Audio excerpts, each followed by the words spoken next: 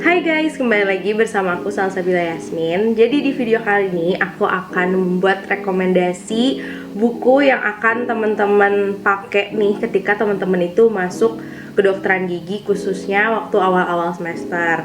Nah, kali ini aku mungkin akan spesifik ngebahas tentang buku anatomi supaya di sini aku jelasinnya itu detail. Itu merupakan pertanyaan yang sering banget muncul juga di Instagram aku atau di YouTube tentang buku-buku apa sih yang kita harus punya pertama kali misalnya mau masuk FKG. Ini itu aku udah ada 4 buku sebagai pembanding. 2 buku itu adalah buku anatomi kepala dan leher, jadi dia belum anatomi seputar gigi.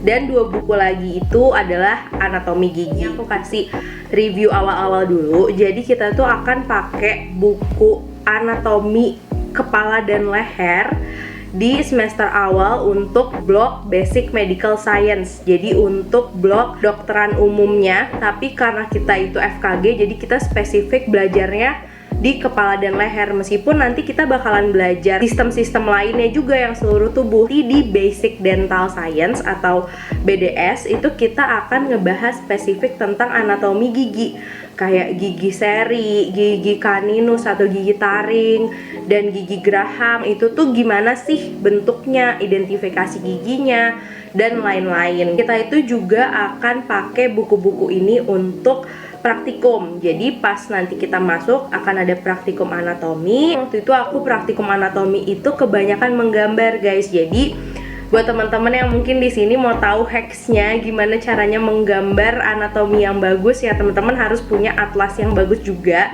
Jadi teman-teman bisa tiruin buku anatomi, itu penting banget dipakai untuk tutorial. Mostly awal-awal bakal ngebahas anatomi, histologi, dan fisiologi dari suatu sistem gitu loh. Oke, kalau kayak gitu aku bakalan bahas dulu dari buku anatomi yang pertama. Untuk yang pertama ini adalah buku Atlas Anatomi Manusia dari Prometheus. Dia ini spesifik di kepala, leher, dan neuroanatomi. Dan ini adalah edisi kelima.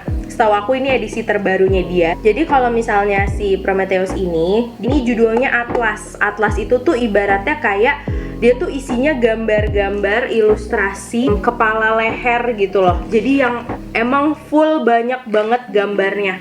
Nah ini emang kepake banget di awal-awal masuk FKG karena kita perkenalan dulu sama terminologi-terminologi yang kita nggak mengerti gitu kan seputar kepala dan leher. At least kita tahu dulu, oh tempatnya tuh di sini gitu, kayak ini kranium, tulang apalagi sih yang menyusun kranium dan lain-lain. Prometheus ini menurut aku plusnya adalah dia ada sedikit penjelasannya gitu, meskipun fisiologinya tuh nggak terlalu banyak. Tapi sebenarnya daftar isi dari Prometheus ini sendiri itu kepala, leher, dan neuroanatomi. Jadi akhirnya itu dia ngejelasin sedikit banget fisiologi seputar sistem saraf pusat, neuroanatomi, dan lain-lain. Jadi dia lengkap banget dan ini bisa dipakai anak FK juga. Aplikasi dari belajar anatomi ini apa aja itu banyak banget nanti ke depannya. Di bedah mulut itu akan banyak kita review soal anatomi yang kita pelajarin preklinik gitu loh. Dia super premium banget ya. Ini tuh udah hardcover, jadi dia ya disimpan lama pun dia nggak akan cepet rusak. Kalau kita bawa-bawa emang agak sedikit berat sih guys, cuman nggak harus sampul karena dia udah hardcover. Dan kertasnya definisi kertas textbook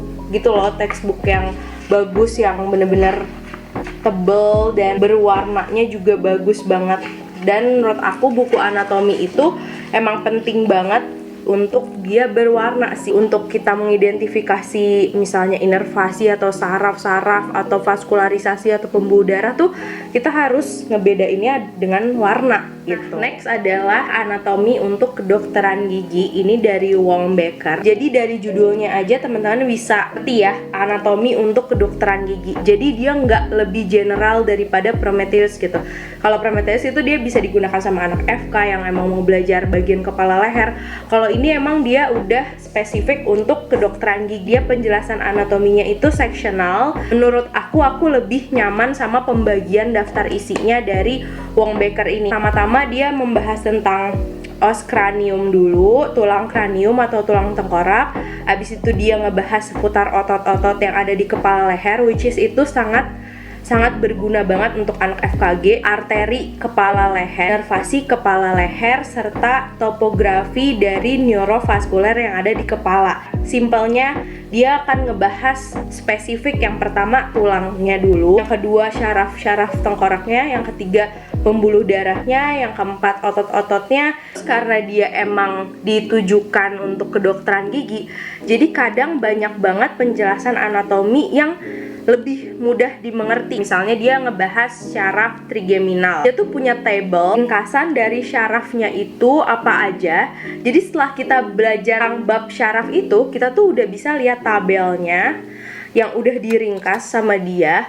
Dan juga kadang kalau ada kelainan, kalau ada lesi di syaraf itu apa sih yang terjadi, implikasinya apa. Misalnya kayak terjadi kelumpuhan di bagian wajah sebelah mana, itu tuh dia udah ngasih tahu. Jadi dia nggak cuman atlas anatomi yang ngejelasin tempat-tempatnya aja, dia masih soft cover ya. Jadi ini menurut aku saranin buat disampul dulu. Kalau dari tebelnya sih emang lebih tebelan Prometheus yang tadi. Kalau ini jauh lebih tipis karena mungkin dia emang spesifik ngebahas kepala leher untuk kedokteran gigi gitu, nggak lebih detail dari general anatomi Prometheus itu. Sekarang kita bakalan bahas seputar anatomi giginya ya, udah bukan anatomi kepala leher lagi. Yang pertama ini aku ada buku dari Wolfel, anatomi gigi.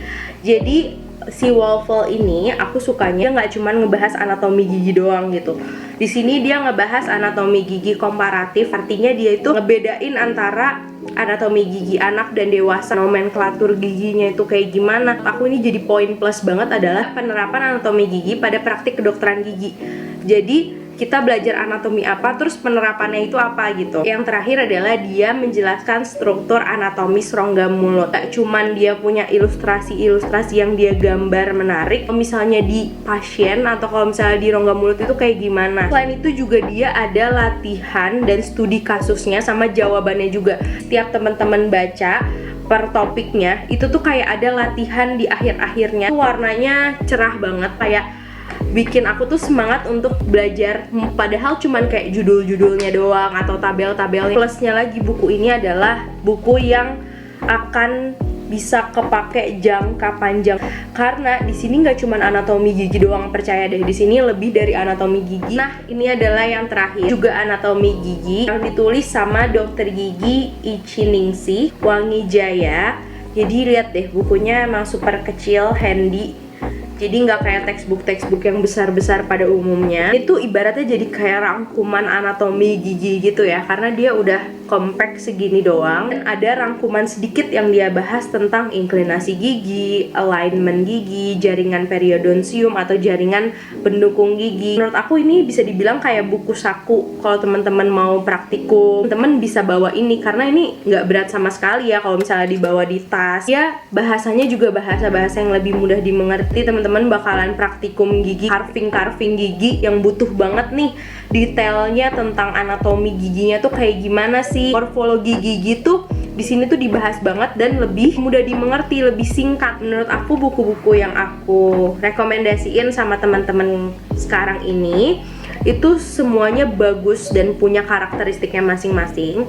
Jadi disesuaikan aja sama teman-teman lebih cocok atau lebih suka yang mana. Kalau teman-teman pengen lebih detail, super premium, teman-teman bisa beli buku yang Prometheus. Kalau misalnya teman-teman pengen buku anatomi yang udah mengarah ke kedokteran gigi, teman-teman bisa beli yang anatomi untuk kedokteran gigi, kepala dan leher yang ditulis sama Wong Becker. Kalau teman-teman pengen anatomi yang berkaitan sama penerapannya di bidang FKG, teman-teman wajib banget beli si Wolfel anatomi gigi ini.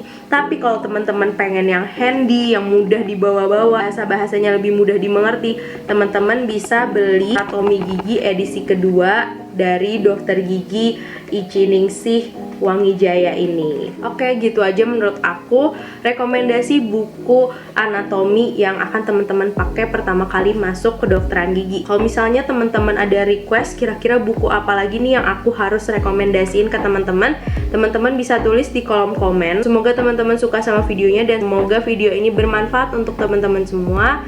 Sampai ketemu di video aku selanjutnya. Dah.